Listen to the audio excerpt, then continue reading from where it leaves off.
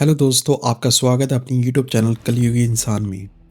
आज की कहानी नोएडा से है। नोएडा में दिखने वाली एक शानदार कोठी, एक पॉश एरिया और महंगी गाड़ियाँ और उनके पीछे छुपा एक काला सच जो सुनकर आपके रोंगटे खड़े हो जाएंगे।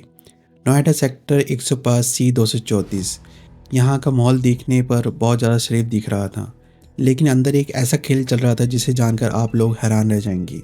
इस आलीशान दिखने वाली कोठी को किराए पर लिया था एक कपल ने, उज्जवल किशोर और नीलू श्रीवास्तव।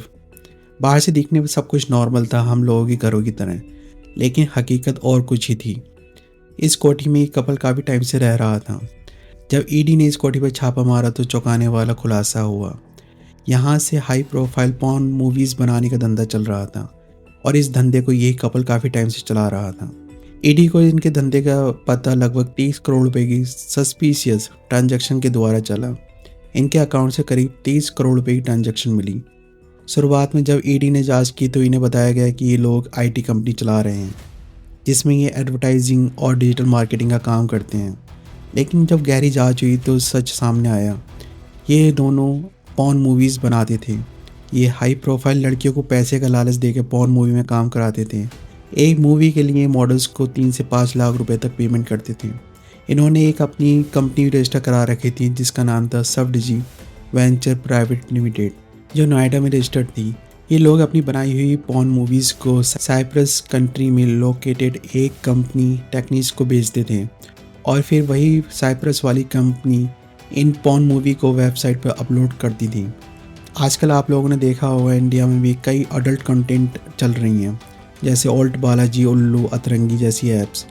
ये सभी ऐप्स सॉफ्ट पॉर्न दिखाकर हम लोगों से पैसा कमा रही हैं। ये ऐप्स अपनी मंथली, क्वार्टरली और ईयरली सब्सक्रिप्शन प्लान बेचती हैं, जिससे ये ऐप अच्छा खासा पैसा ही वसूल करती हैं। हम भी अनजाने में इस जैसे कंटेंट को देखने के लिए सब्सक्रिप्शन खरीद लेते हैं।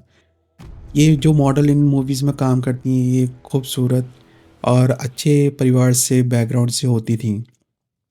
ईडी की इन्वेस्टिगेशन में पता चला कि पॉर्न मूवी बनाने का आइडिया इन्हें रूस जाकर आया था। एक बार ये दोनों रूस घूमने गए थे, वहीं से धंधे का आइडिया मिला। इंडिया लौटने के बाद इन्होंने दूसरी विदेशी कंपनियों से कांटेक्ट किया, फिर खुद की कंपनी भी रजिस्टर कराई जिसका नाम था सबडिजी वेंचर। नोएडा की इसी कोठी में इन्होंने हाई फाई स्टूडियो भी बना रखा था और एक अच्छे लेवल पे एक स्टूडियो सेटअप किया हुआ था। ये कपल फेसबुक और स्कॉट.com जैसी वेबसाइट के जरिए मॉडल्स से कांटेक्ट किया करते थे। कुछ मॉडल मना कर दिया करती थी, लेकिन कुछ मान भी जाती थी। उन्हें एक मूवी के लिए 5 से 6 लाख रुपए तक पेमेंट करता था।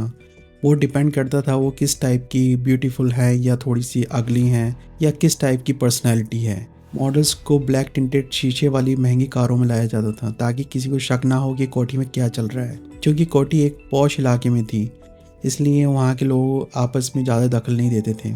ये दोनों महीने में 4 से 5 शूट ही किया करते थे ताकि किसी को भनक ना लगे अंदर क्या चल रहा है। असल में ये कपल एक छोटा सा पॉर्न मूवी बनाने का नेटवर्क चला रहे थे। लेकिन अगर आप सोचें कि आजकल इंटरनेट और ऐप्स पे इतना ज़्यादा अडल्ट कंटेंट दिख रहा है तो जाहिर तौर पर कहीं ना कहीं बनाया भी जा रहा होगा।